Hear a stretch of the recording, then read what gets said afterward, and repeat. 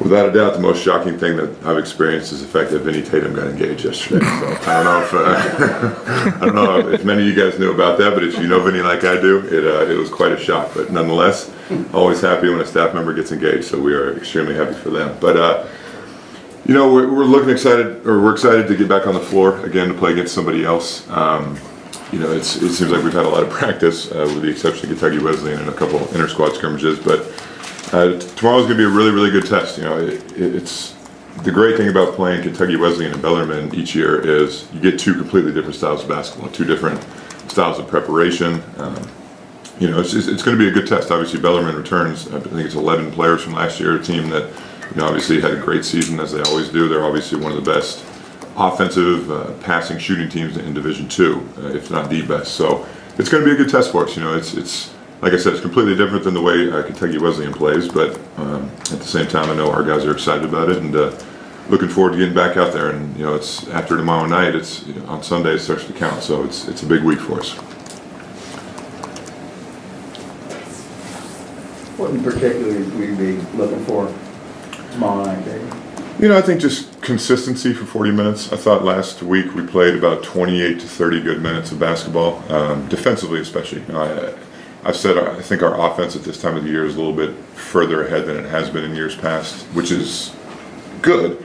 But with that being said, our defense needs to catch up. You know, we had a couple of lapses in the game last week where, you know, we just let them score too easily and those kinds of things. And we've tried to shore up. And, you know, tomorrow's going to be tough because the way they play, the way they pass the ball, I mean, you got to be alert for the entire 30 seconds of the shot clock. So it's going to be a good test. But, you know, just playing consistent and see if we can put together 40 good minutes of basketball. Do they play like anybody in the ACC, in your opinion? I mean, is there anybody, maybe Virginia, a little bit? Nah. You know, they're a little more up-tempo than Virginia. Offensively, I would almost compare them more to a Notre Dame type, just a team that doesn't run many sets. It's more just motion, guys who've played together, know how to pass, cut, and move. I mean, you know, obviously year in and year out, they're an extremely high assist team. You know, and it's tough to play against because if you're not prepared for it, if you turn your head, if you fall asleep for 1 second, somebody can cut back door and all of a sudden they got a layup. So it's a tough prep, but you know, I think hopefully having a couple good days of practice and another good day today, we'll be ready to go. Do you plan on playing with the lineup at all and experimenting with different guys out on the court, or is that kind of done and over with? No, I mean, that's going to be a little bit of a process here for a little while. You know, Ryan, we're still not going to have Ryan tomorrow. He's getting better, but it's just taking time. So he's going to be out tomorrow. But just trying to get our new guys to figure out their role, trying to find our rotation. You know, like I said, the good news is we have guys that we can put in. You know, we've got plenty of talent on the bench. It's just a matter of guys learning what they need to do from an individual role basis in order to help the team. Is finding a rotation something you think that will take quite a bit of time? I'm not sure, to be honest. You know, I think it's something that each game it could be a little bit different. I mean, we might put in a guy who isn't playing well for whatever reason in that game, and all of a sudden we put in someone who we don't expect to really have much of an impact, and all of a sudden they come in and do something to help the team. So I think it's just going to be game-by-game basis. You know, like I've said several times, a lot of it's going to be based on who's practicing well. You know, certain guys will have a good stretch of practice before a game, and I'll be more apt to put them in a little quicker than normal. So it's just going to kind of be a game-by-game basis. Do you sense that Honest is more confident? I think he is, and you know, not only Honest, I think all of our returning guys are, just from gaining another year of college basketball. You know, Honest knows our system. He knows what's expected of him. Same goes with Quentin and Dang and Ray and BJ and Ryan. You know, guys who've all played for us. And you know, when you're a senior, it's for whatever reason the game just slows down for you. You know, you know what to do.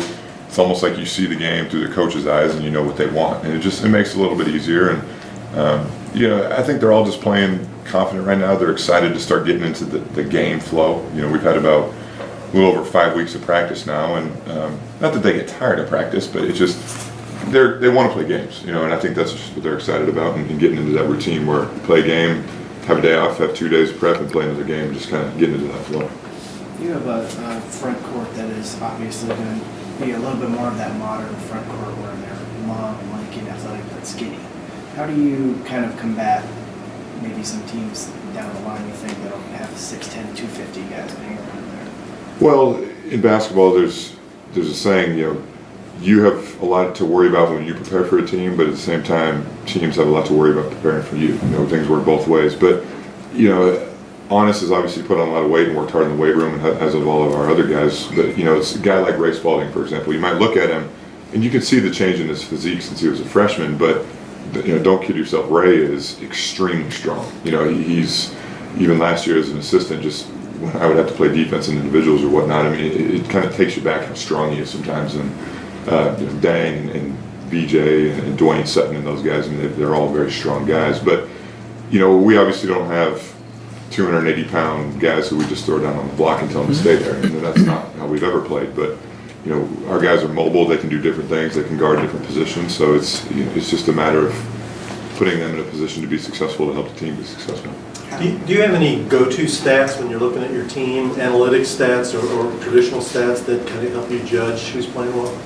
Yeah, we do a plus-minus system that's not your typical NBA plus-minus system, for example. You know, in the NBA they do, as far as I know, the plus-minus is based on what the score is when you enter the game and then what the score is when you leave the game. And to me, that's not a great gauge because at the same time there's 4 other players you're playing with that have an impact. So our plus-minus is more individual stat-based. You know, there's things for positives, there's things for negatives, and some of the negatives are a little bit more non-traditional. What I mean by that is, you know, a missed blockout, or what we call a blow-by, where someone gets beat you off the bounce too easily, or messing up a defensive assignment. You know, those kinds of things. And we take all that into account. But, you know, that stuff's important. But at the same time, I think it just goes back to having a feel on when guys are in the game. Are they impacting the game in a positive way? And, you know, watching the tape obviously helps with that too. But we rely on analytics a little bit, but, you know, also just kind of the feel of who's helping and who's not.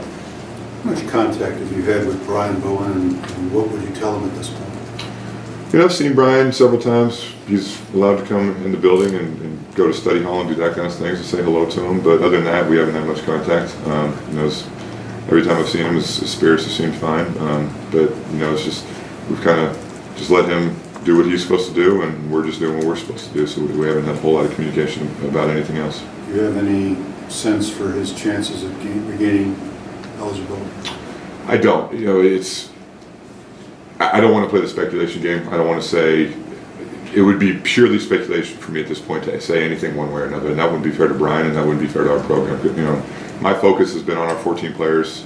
You know, if and when we get to that bridge, we'll cross it at that point. But right now, you know, our focus is on our 14 players.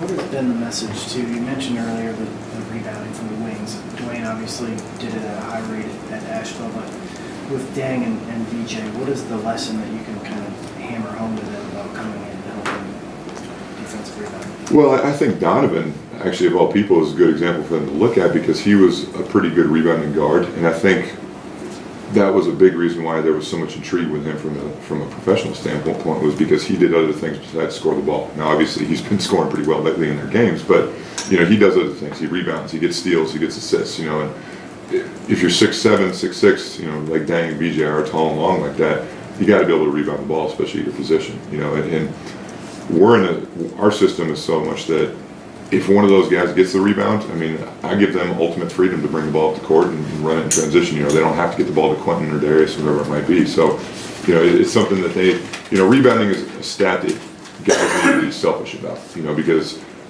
it's something that will help them get to the next level ultimately, especially our big guys, but even our wings. I mean, if you see a defensive rebound come off the rim, you need to be selfish about it and go get it and pursue it. What about the leadership of this team? Because you got guys, I mean, Quentin's not the most vocal guy or hasn't been in his career, and Honest seemed that way. Are those guys stepping up like you want? And then some. Even since the very first day of practice, those guys have been incredible. You know, they've been very vocal. VJ has even gotten better as far as leadership goes.